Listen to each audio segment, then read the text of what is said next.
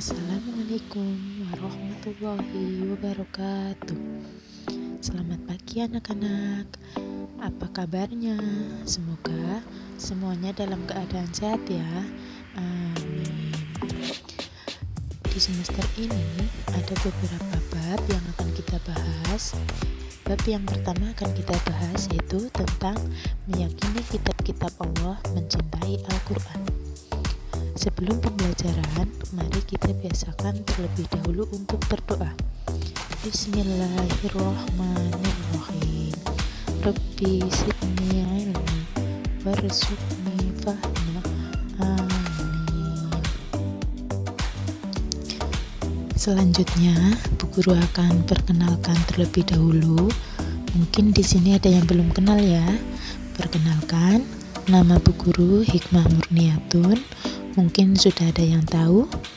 Ini profilnya, alamatnya di Desa Sirnabaya, Kecamatan Pengadegan, Kabupatennya Purbalingga.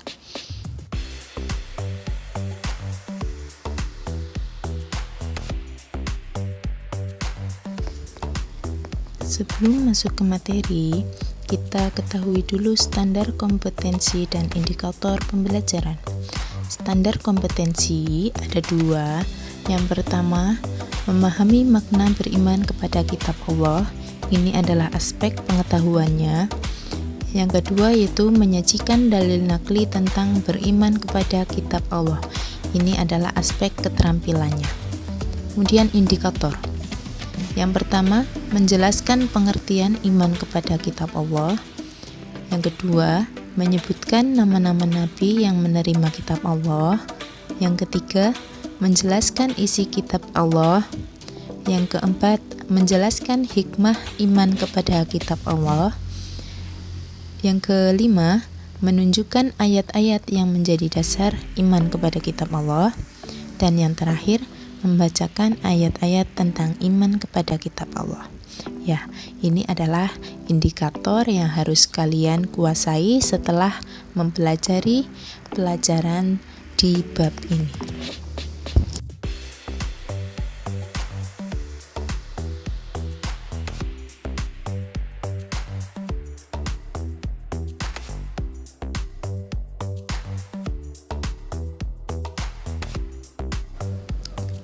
Selanjutnya, coba kalian cermati gambar di bawah ini. Apa yang terlintas di pikiran kalian? Coba Bu Guru kasih waktu 1 menit.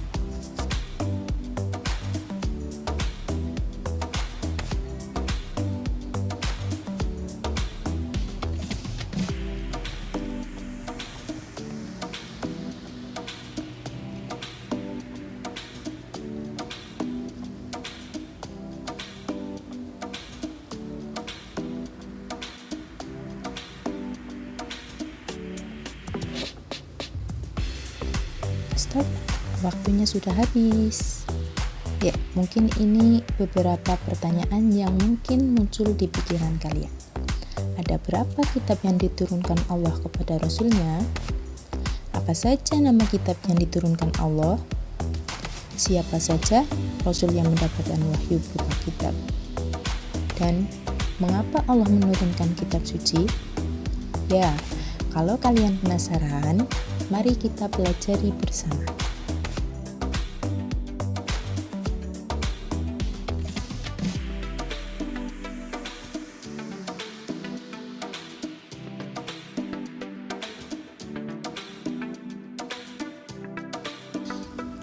Yang akan kita bahas terlebih dahulu yaitu tentang pengertian iman kepada kitab-kitab Allah. Ada yang sudah tahu? Ya, ini dia penjelasannya. Apa itu iman? Apakah dia? Tentu bukan. Jadi, arti iman itu secara bahasa percaya atau meyakini. Sedangkan secara istilah, iman itu adalah percaya atau meyakini di dalam hati, diucapkan dengan lisan, dan diamalkan dengan perbuatan. Perlu digarisbawahi, diamalkan dengan perbuatan, ya. Jadi tidak hanya diucapkan saja, tidak hanya di dalam hati saja, tetapi harus ada wujudnya, yaitu dengan perbuatan. Kemudian iman kepada kitab itu berarti apa? Ya, meyakini sepenuh hati bahwa Allah telah menurunkan kitab-kitabnya kepada para rasulnya.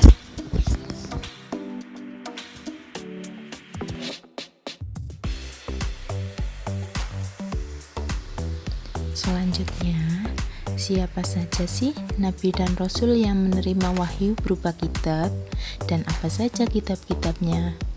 Ya, kita pelajari bersama nanti. Kita pelajari terlebih dahulu perbedaan antara nabi dan rasul.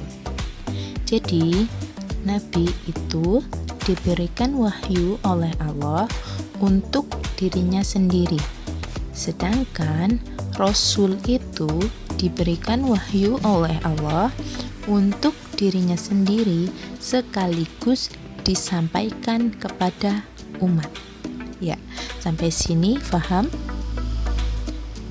Nabi itu diberi wahyu untuk diri sendiri tanpa diperintahkan untuk disampaikan kepada orang lain atau umat, sedangkan rasul itu diberikan wahyu selain untuk diri sendiri juga diperintahkan untuk menyampaikan kepada orang lain atau umat. Jadi, kesimpulannya, semua rasul itu sudah pasti nabi, tetapi semua nabi itu belum tentu rasul. Ya, jumlah nabi dan rasul yang wajib kita imani itu ada 25. Kalau jumlahnya itu sangat banyak, tetapi yang wajib kita ketahui dan imani itu cukup 25 saja.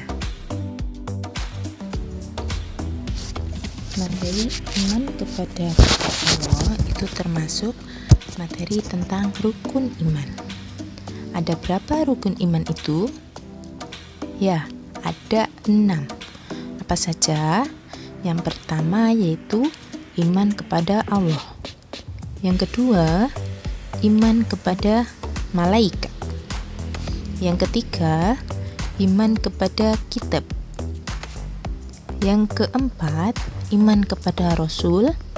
Yang kelima, iman kepada hari kiamat. Dan yang terakhir, iman kepada qada dan qadar. Ya, jadi dari 6 rukun iman ini, rukun keberapakah iman kepada kitab Allah? Ya, rukun iman yang ketiga. Diingat-ingat ya.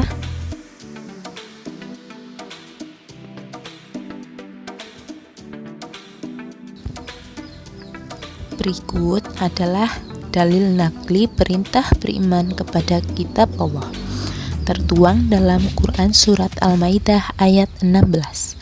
Mari kita baca bersama.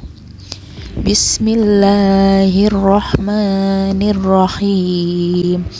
Yahdi bihillahu manittaba'a ridwanahu subulas salami wa yukhrijuhum minad-dulumati ilan nuri biidnihi wa yahdihim ila siratim mustaqim. Shadaqallahul adzim. Yang artinya, dengan kitab itulah Allah memberi petunjuk kepada orang yang mengikuti keriduannya ke jalan keselamatan. Dan dengan kitab itu pula Allah mengeluarkan orang itu dari gelap gulita kepada cahaya dengan isinya dan menunjukkan ke jalan yang lurus. Ya, Dari surat tersebut sudah sangat jelas bahwasanya Allah itu akan memberikan petunjuk kepada orang yang mengikuti keriduannya ke jalan keselamatan.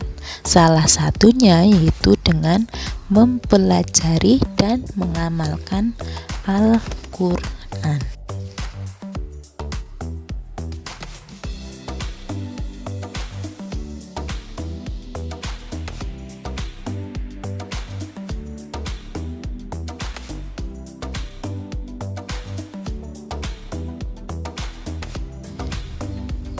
Selanjutnya, kita membahas tentang macam-macam kitab Allah yang diturunkan kepada Rasulnya. Ya, mungkin di sini sudah ada yang tahu. Mari kita pelajari bersama. Kitab yang pertama yaitu kitab Taurat. Diturunkan kepada Nabi siapakah kitab Taurat ini?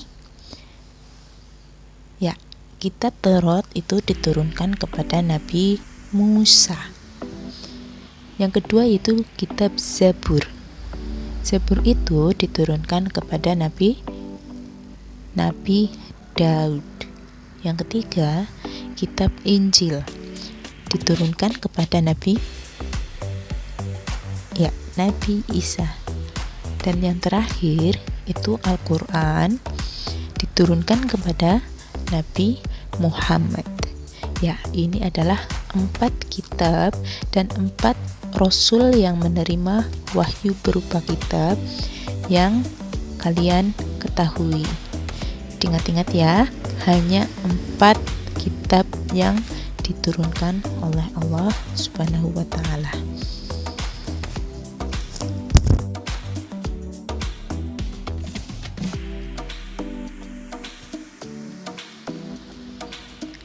Jadi, kitab yang diturunkan oleh Allah itu satu sama lainnya saling menyempurnakan. Zabur itu penyempurna kitab Taurat, Injil itu penyempurna kitab Zabur dan Taurat, sedangkan Al-Quran itu penyempurna kitab Injil, Zabur, dan Taurat. Ya, sudah jelas berarti kitab Al-Quran yaitu kitab yang paling sempurna dibandingkan dengan kitab yang lain. Jadi Al-Quran itu sendiri ada keutamaannya dibandingkan dengan kitab yang lain. Yang pertama, dilihat dari isi kandungannya, Al-Quran itu lebih lengkap. Yang kedua, isinya itu disesuaikan dengan perkembangan zaman. Yang ketiga, susunan bahasa itu sangat indah. Kemudian membenarkan keberadaan kitab Allah sebelumnya, menyempurnakan kitab-kitab terdahulu, terpelihara kemurniannya hingga akhir zaman, yaitu oleh para hafiz atau penghafal Al-Quran. Kemudian Al-Quran itu diturunkan secara bertahap dalam kurun waktu 22 tahun, 2 bulan, 22 hari. Jadi kurang lebih hampir 23 tahun fase Al-Quran diturunkan. Selanjutnya, kita membahas tentang macam-macam kitab Allah yang diturunkan kepada Rasulnya. Ya, mungkin di sini sudah ada yang tahu. Mari kita pelajari bersama. Kitab yang pertama yaitu kitab Taurat. Diturunkan kepada Nabi siapakah kitab Taurat ini? Ya, kitab Taurat itu diturunkan kepada Nabi Musa. Yang kedua yaitu kitab Zabur. Zabur itu diturunkan kepada Nabi Daud. Yang ketiga, kitab Injil diturunkan kepada Nabi Isa. Dan yang terakhir itu Al-Quran diturunkan kepada Nabi Muhammad.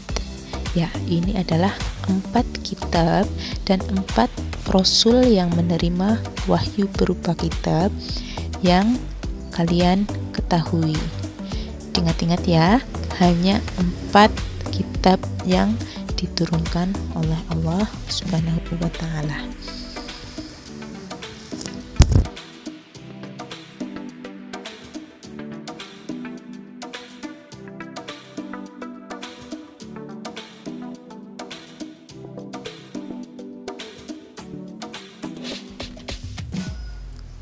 Sebelum kitab itu dibukukan, kitab itu terdiri dari lembaran-lembaran atau suhuf.